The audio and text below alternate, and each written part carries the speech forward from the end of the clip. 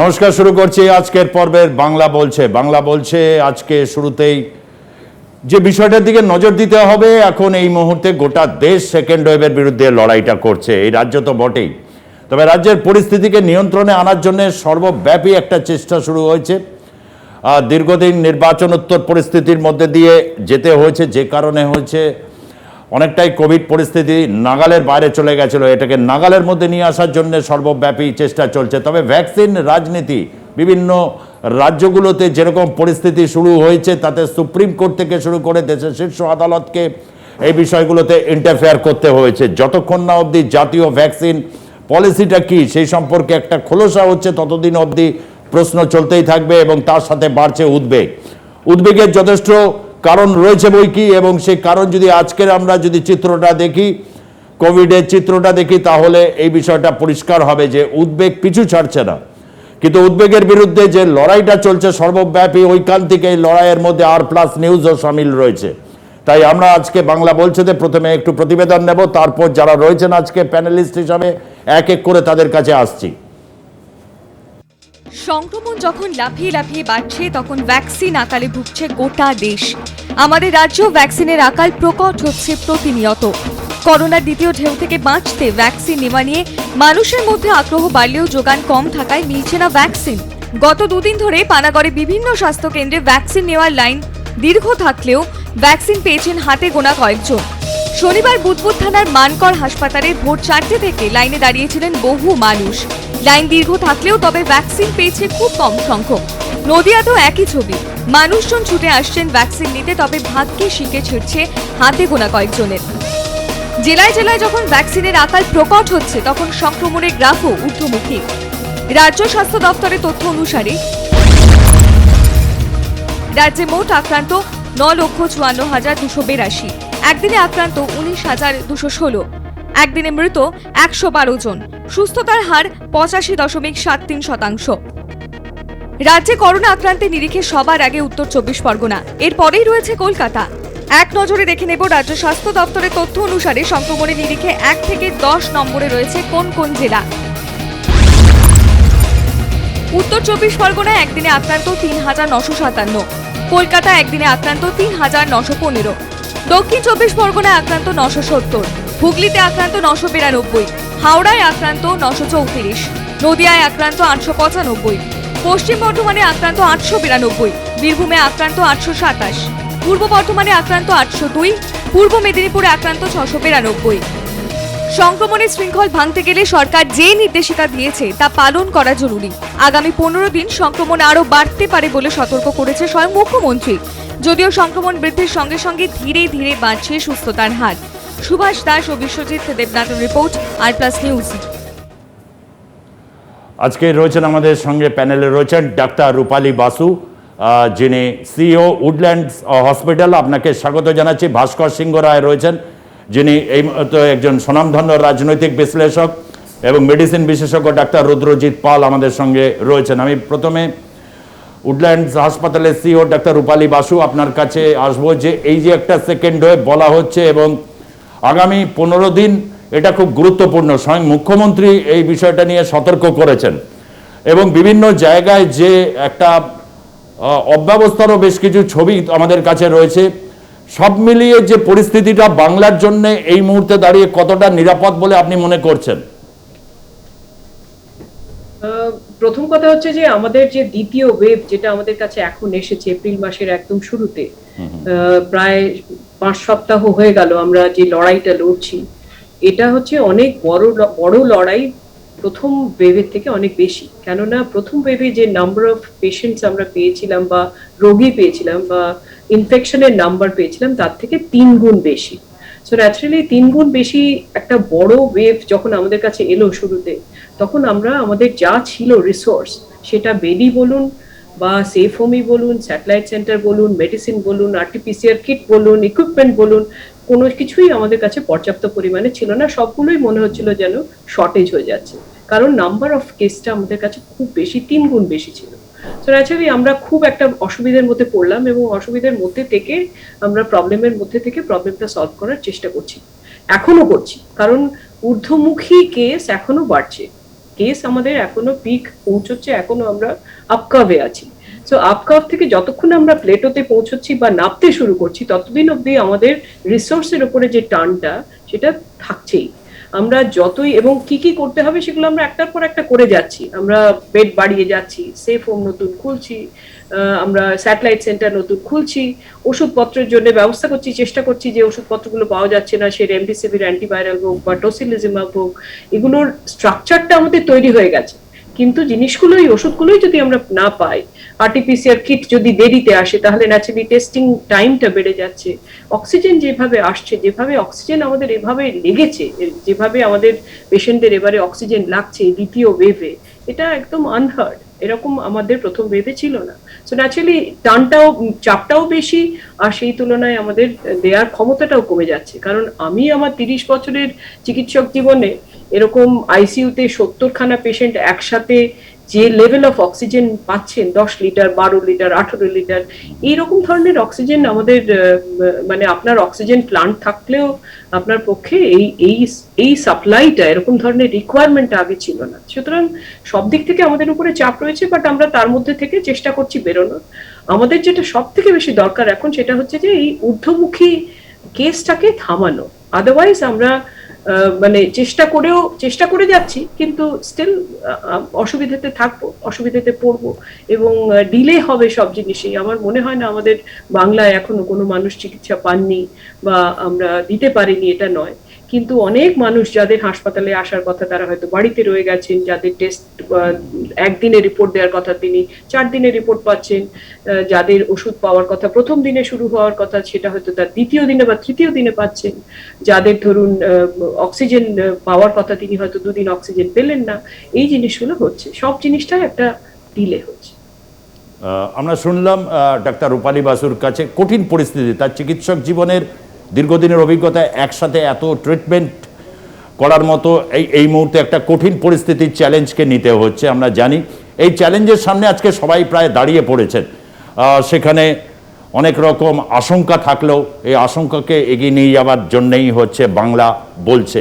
আমি ভাস্কর সিংহ রায়ের কাছে আসছি। এই যে ভ্যাকসিন, একটা জাতীয় পলিসি বা ভ্যাকসিনের ক্ষেত্রে উৎপাদন, এই যে মাঝখানে একটা বড় একটা গ্যাপ থেকে গেছে, যেরকম ডাক্তার রূপালী বাসু বলছিলেন যে অনেক ক্ষেত্রে যে প্রয়োজনীয় ওষুধগুলো পাওয়া যাচ্ছে না। আমরাও দেখেছি কি সাংঘাতিক পরিস্থিতি তৈরি হচ্ছে। বেশ কিছু এরকম যে লাইফ সেভিং ড্রাগস এই ক্ষেত্রে যেটা ব্যবহার হচ্ছে, সেই ওষুধ জোগাড় করতে গিয়েও হাসপাতালগুলোকে হিমশিম খেতে হয়েছে। সামগ্রিক এই পরিস্থিতির মধ্যে কেন্দ্র রাজ্যের কিন্তু টানাপোড়েনটা চলছে এই ভ্যাকসিনকে কেন্দ্র করে। আমরা ভ্যাকসিন ন্যাশনালিজম শুনেছিলাম, এখন ভারতবর্ষে এই ভ্যাকসিন পলিটিক্সের একটা কিন্তু তৈরি হয়েছে। এটা কি দুর্ভাগ্যজনক নয়? দেখুন, এই যে গত 1 বছরের বেশি সময় ধরে ভারতবাসী ভ্যাকসিন, করোনা, তার প্রতিষেধক, তার বিভিন্ন রকমের চিকিৎসা পদ্ধতি, সরকারের অবদান, লকডাউন, এটা দেখে একটা জিনিস, যখন আমাদের জীবন করোনাময় হয়ে গেছে, এখন জীবনটা মানে সকালবেলা উঠেও করোনার খবর, সারাদিন ধরে করোনার খবর, কার মৃত্যু, কার বেঁচে থাকা, কার ফিরে আসা, আক্রান্ত, এইরকম যখন মানুষ চলেছে, তার মধ্যে একটা রাজনীতি যেটা সমাজের সঙ্গে যুক্ত হয়ে পড়েছে। সকলে একটা জিনিস বুঝতে চাইছে যে এই করোনা নিয়ন্ত্রণের জন্য প্রাথমিক দায়িত্বটা কার। অবশ্যই আমাদের দেশের ভ্যাকসিনেশনটা কেন্দ্রীয় সরকারের, আপনারা দেখবেন পালস পোলিও থেকে আরম্ভ করে যে কোনো ভ্যাকসিনেশনটা কেন্দ্রীয় সরকারের প্রকল্প। সেখানে দেখা গেল প্রথমে প্রতিষেধক দেওয়ার জায়গাতে করোনাকে আটকাতে হবে, করোনার বিরুদ্ধে যুদ্ধ একটা ঘোষণা হয়েছিল। সেই যুদ্ধের মধ্যে আমরা দেখেছিলাম কিছু বৈজ্ঞানিক, কিছু অবৈজ্ঞানিক, দুটো জিনিসেরই প্রয়োগ। অবৈজ্ঞানিক জিনিসের প্রয়োগের ফলে মানুষের কি ভালো হয়েছে তার জানা যায়নি, কিন্তু ক্রমে মানুষ অভিজ্ঞতায় অবৈজ্ঞানিক যে দৃষ্টিভঙ্গিটা কেন্দ্রীয় সরকার নিয়েছিলেন, সেই অবৈজ্ঞানিক দৃষ্টিভঙ্গি সরিয়ে রেখে বিজ্ঞানভিত্তিক চিন্তাভাবনা করেছেন। সারা পৃথিবী জুড়ে যেভাবে করোনার সঙ্গে লড়াই করেছেন, সেই লড়াইতে সামিল হয়েছেন বিভিন্নভাবে, বিভিন্ন দিক থেকে বিভিন্ন ইনফরমেশন পেয়ে।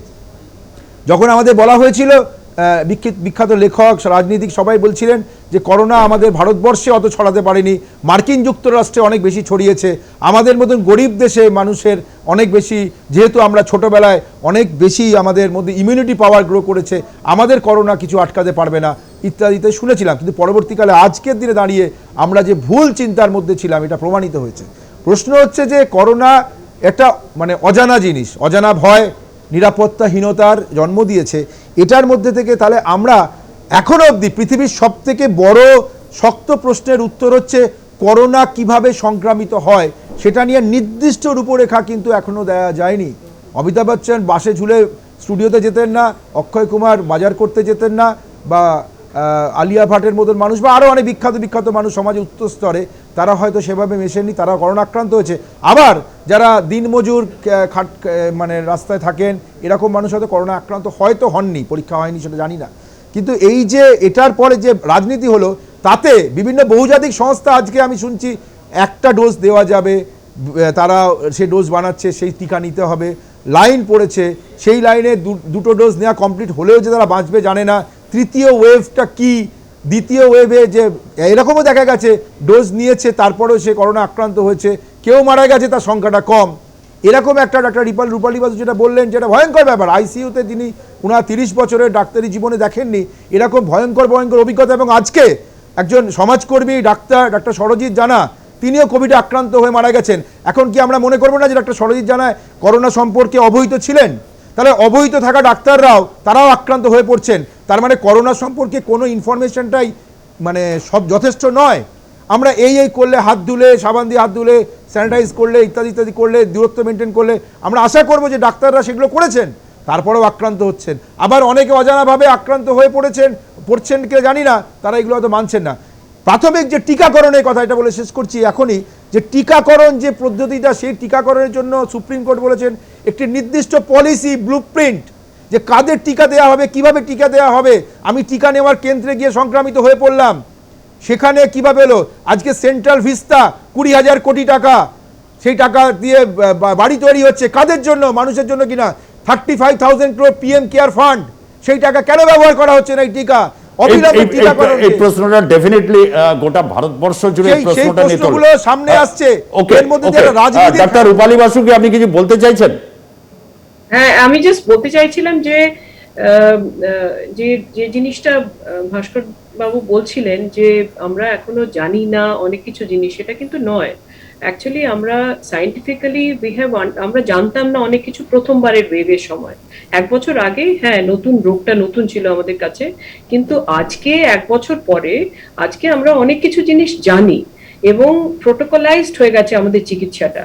তাছাড়াও নতুন কিছু জিনিস কি আসছে না? আসছে নতুন সেকেন্ড ওয়েভে। আমরা যেটা আমি বলছিলাম অক্সিজেনের, এটা একদম নতুন নিউ স্ট্রেন আসছে, নিউ মিউটেন্ট ভ্যারাইটি আসছে। সুতরাং রোগের ধারণাটা পাল্টাচ্ছে, হয়তো সিমটমস পাল্টাচ্ছে, কিন্তু আমরা এক্স্যাক্টলি জানি যে গতবারে যেমন 80% মানুষের একেবারে মাইল্ড ভ্যারাইটি, এসিমটোম্যাটিক ভ্যারাইটি ভাবে আমরা মানে রোগ হয়েছে, এবারেও তাই। এবারে 85% মানুষ, 100 জনের মধ্যে 85% মানুষ একেবারে মাইল্ড এবং এসিমটোম্যাটিক ভাবে থেকেছেন। বাকি 15% মধ্যে একটা ভাগ কিন্তু আমাদের সিরিয়াস মানে হাসপাতাল স্টে লেগেছে, এবং তার থেকে আরেকটা ভাগ আইসিইউতে যেতে হয়েছে, এবং একটা ভাগ মারা যেতে হয়েছে। There is a death rate. So Sharojit Da, who's my professor in All India Institute of Hygiene and Public Health, Sharojit Da যে আজকে চলে গেলেন, তার হচ্ছে একটা স্টেজে যখন সাইটোকাইন স্টর্মে পৌঁছে যাচ্ছে আমাদের রোগটার জন্যেই, because of the Covid pneumonia, there is a stage যেখানে আমরা কিছু করতে পারছি না, যেখানে ডেথ রেট আছে। যেমন ক্যান্সারের ক্ষেত্রে কিছু মানুষ মারা যাবেন, যেমন আপনার কার্ডিয়াক সার্জারির ক্ষেত্রে কিছু মানুষ মারা যাবেন। there are স্ট্যান্ডার্ডাইজেশন, সেটা আমরা কিন্তু এখন জানি। There will be a certain amount of death rate, সেটা কিন্তু একটা অদ্ভুতভাবে মৃত্যু হচ্ছে সেটা কিন্তু এবারে হচ্ছে না। The point is that যে এবারের অসুবিধাটা হয়েছে কেন? Because the number of casesটা is 3 গুণ। So আমার যে রিসোর্স আছে, সেই রিসোর্সটা হতে পারে বেড, ওষুধ, ইকুইপমেন্ট। সেই অক্সিজেনের জন্য আমাদের কি কি ইকুইপমেন্ট লাগছে আগে আমরা এসব শুনিনি। আপনার শুধু একটা ক্যানিউলা দিয়ে, আমরা সবসময় নেজাল ক্যানিউলাতে আমরা অক্সিজেন দেখেছি, তাই না?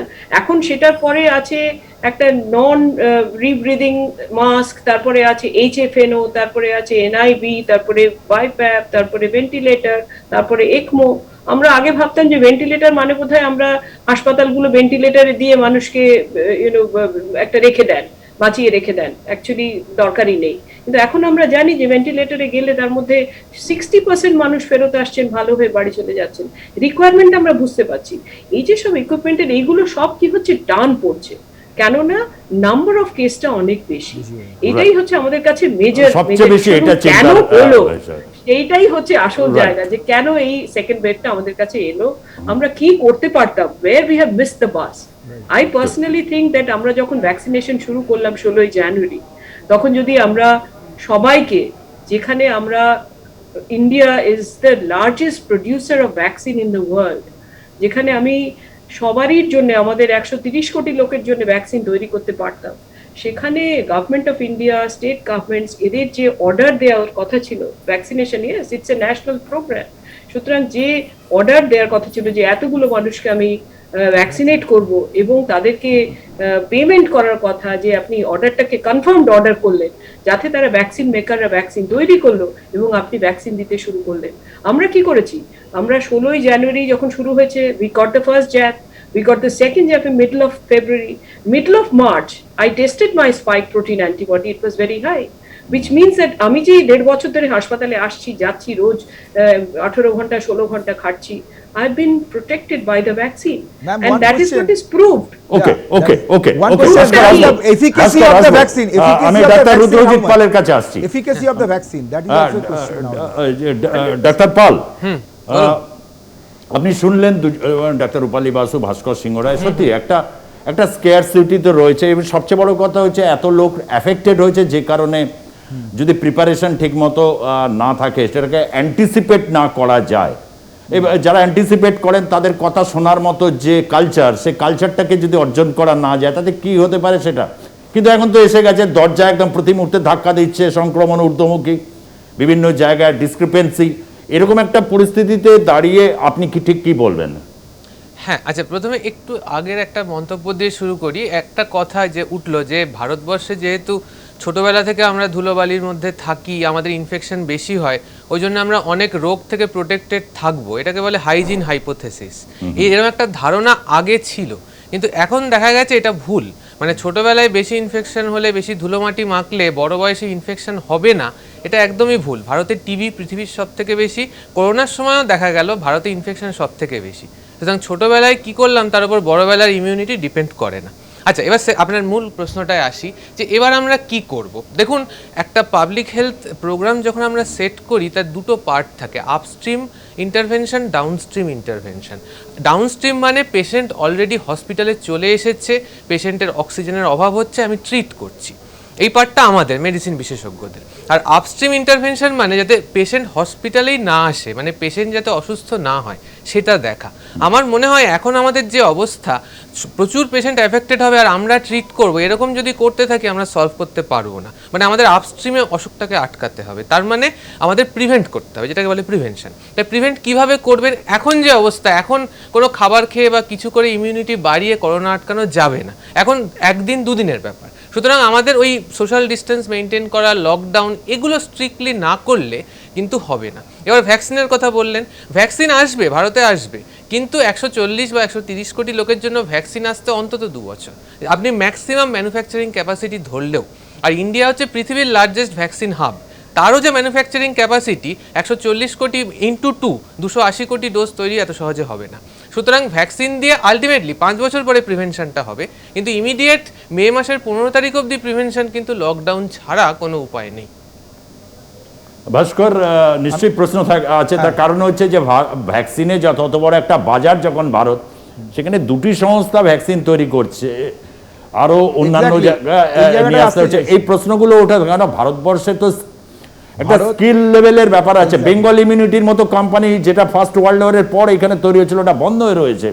এরকম একটা জায়গায় এই যে একটা অব্যবস্থার ছবি সামনে আসছে, এই প্রশ্নগুলো বিভিন্ন সময় কিন্তু আসছে, যেটা বলছেন যে 2 বছর, তাহলে তো মারাত্মক ব্যাপার, মানে 2 বছর লাগবে যদি এরকম হয়, তাহলে তো একটা চিন্তার ব্যাপার। এখানে দুজন চিকিৎসক আছেন, তাদেরকে আমরা জানতে চাইবো যে প্রথমত হচ্ছে ভারত বায়োটেক কোভ্যাক্সিন আর সিরাম ইনস্টিটিউটে কোভিশিল্ড, এই দুটো এখনো অবধি স্বীকৃতি পেয়েছে ব্যবহারের জন্য, যদিও তাদের এফিকেসি কতটা ট্রায়াল হয়েছে, এফিকেসি কথাটা খুব গুরুত্বপূর্ণ, যে তাদের কতটা আসছে। কোনো ভ্যাকসিনারি হয়তো যতটা আমি পড়াশোনা করেছি, এফিকেসি 100% হয়তো হয় না, এফিকেসি কতটা, এবং যে পুরনো যে কোম্পানিগুলো যারা ভারতবর্ষে ভ্যাকসিন প্রডিউস করতো, আইদার তাদেরকে আরও সামনে আনতে হবে অথবা বাইরে থেকে ইম্পোর্ট করতে হবে।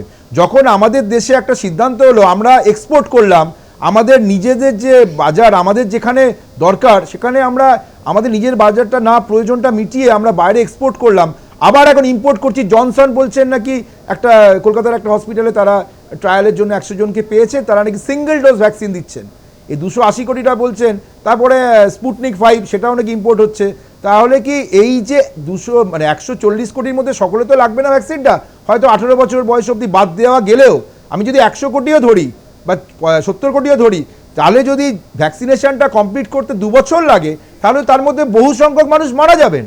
তাহলে ভ্যাকসিন তৈরি করতে না পারার ফলে কিন্তু আমাদের যদি মারা যাওয়ার ব্যাপারটা হয়, তাহলে তো কাদের জন্য ভ্যাকসিন, কি ভ্যাকসিন, কারা নেবেন, এটা এই প্রশ্নটা, plus efficacy of that particular vaccine, এই প্রশ্নগুলো। এবং থার্ড ওয়েভ যদি আসে, আবার যদি সেই ভ্যাকসিনের কাজ কমে যায়, যে থার্ড আবার যদি মিউটেশন হয়, মিউটেশন হলে ভাইরাসটা যদি মিউটেশন হবে, তখন দেখা গেল যে এক্সিস্টিং যে ভ্যাকসিনগুলো কাজ দেওয়া হলো সেটা কি পরবর্তীকালে কাজ করবে, এই প্রশ্নগুলো আর কি জানার ইচ্ছা থাকলো আপনারা।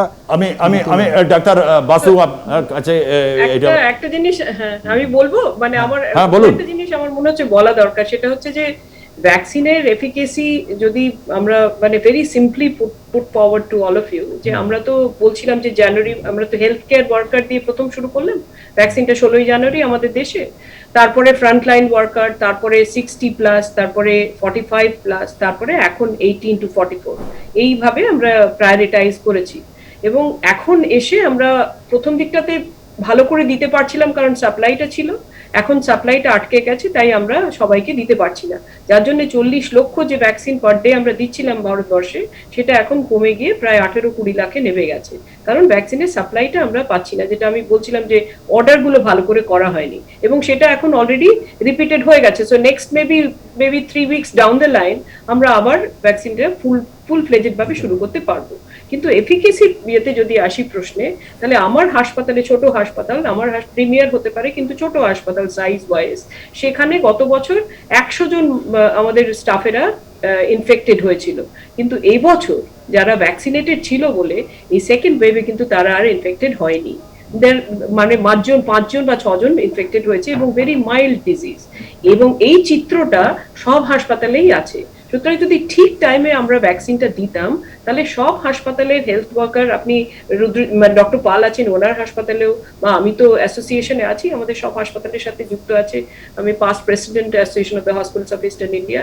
আমি জানি প্রত্যেকটা হাসপাতালের ডাক্তারদের এবং হেলথ কেয়ার ওয়ার্কারদের নাম্বার অফ ইনফেকশন এবারে অনেক কম। Why? Because we got the timely vaccine নেয়ার ফার্স্ট জ্যাব, তারপরে second jab for Covishield is almost 8 weeks, 6 to 8 weeks, তার 4 উইকস পরে আমার অ্যান্টিবডি ইনাফ থাকে to protect. So that is the timeline, and সেই টাইম লাইনটা আমরা যেহেতু শুরু করেছিলাম আমরা পেয়েছিলাম। Similarly for Covaxin, which is a very good vaccine, efficacy is 86%, much more than Covishield, তাদেরকেও আমার কিন্তু মানে বলা হচ্ছে এখন 4 to 6 উইকস, অর্থাৎ 35 ডেজ পরে সেকেন্ড জ্যাব, আরেকটু আর্লিয়ার, অ্যান্ড দেন তার 4 উইকস পরে অ্যান্টিবডি। সো এইভাবে আমরা যদি যে কাজটা করতে পারতাম, তখন আমাদের জন্য যেটা হয়েছে সেটা সবার জন্য হয়নি, সেটা হয়তো হতোও না। এখন অ্যাটলিস্ট আমরা সেটা নিয়ে আর মানে বসে থাকার কথা না। এখন going forward we must vaccinate as much as we can, as many as we can, as fast as we can. এইভাবে আমাদের এগোতে হবে ভ্যাকসিনেশনটা। আর তার সাথে সাথে যেটা ডক্টর পাল বলছিলেন যে লকডাউনটা করতে হবে, বিকজ ইমিডিয়েট যদি এই কার্ভটাকে ভাঙতে হয়, তাহলে we have to do the highest Covid protocol, which is lockdown, which means that social distancing বন্ধ, একদম বাড়িতে থাকা, এবং যাতে একজনের থেকে আরেকজনের কাছে পৌঁছে না যায়। আমরা এখন খুব ভালো করে জানি কি করে ইনফেকশনটা হয়। Infection doesn't happen through air. It doesn't happen through, just like that. It happens through one person to the other. If you are close to each other, একটা কোশ্চেন করতে পারি সুজিতদা? একটা কোশ্চেন করছি। হ্যাঁ, এক সেকেন্ড, একটু বিরতির সময় হয়েছে, বিরতি নেব। ডেফিনেটলি প্রশ্ন রয়েছে। আমরা আশা করেছিলাম যে একটা মাস ভ্যাকসিনেশন দ্রুততার সাথে সম্ভব, তবে এটাও জানি চিকিৎসা শাস্ত্র 2 আর 2 4-এর অঙ্ক নয়, যে এরকম কোভিডটা আসবে তার কি ফর্ম নেবে, অনেক কিছু স্পেকুলেশন, গবেষণাও চলছে, নতুন নতুন ডেটা আসছে, আমাদের বায়োস্ট্যাটিস্টিক্সগুলো অনেক বেশি সমৃদ্ধ হচ্ছে এই তো অবসরে। এই সমস্ত কিছু আমরা জেনেও কত জায়গায় এত করুণ পরিস্থিতির মধ্যে পড়তে হবে, এত বড় একটা দেশ, এত বড় একটা তার গণতন্ত্র, গোটা বিশ্বে অনেক জায়গায় কিন্তু ভারতবর্ষের এই সঙ্গীন অবস্থার মধ্যে ছবিটা এসছে, যদিও এখন সমালোচনার জায়গায় দাঁড়ার প্রশ্ন নেই, প্রশ্ন কিন্তু তার মধ্যে অন্যগুলো বিষয়গুলো রয়েছে। কেন ভারতবর্ষের এই কোভিড পরিস্থিতির মধ্যে দুটো বিষয়ও আসছে। একদিকে যেমন চিকিৎসা ব্যবস্থা, গোটা ভারতবর্ষে একটা সুষ্ঠু একটা চিকিৎসা ব্যবস্থা একটা তৈরির যেমন একটা প্রয়োজনীয়তা, তার সাথে হচ্ছে গণতন্ত্রের নামে যে জিনিসগুলো হচ্ছে সেগুলো কিন্তু সারফেস হচ্ছে। অর্থাৎ কোভিড অনেক আমাদের কাছে এই যে একটা নতুন একটা নিউ নর্মাল সিচুয়েশনসের মধ্যে আগামী দিনে দাঁড় করাতে চলেছে, সেখানে এই প্রশ্নগুলোর মীমাংসা হওয়া অত্যন্ত জরুরি। না হলে এগোবো কীভাবে আমরা? একটা বিরতি নিচ্ছি, বাংলা বলছে, ফিরে আসবো বিরতির পর, সঙ্গে থাকুন।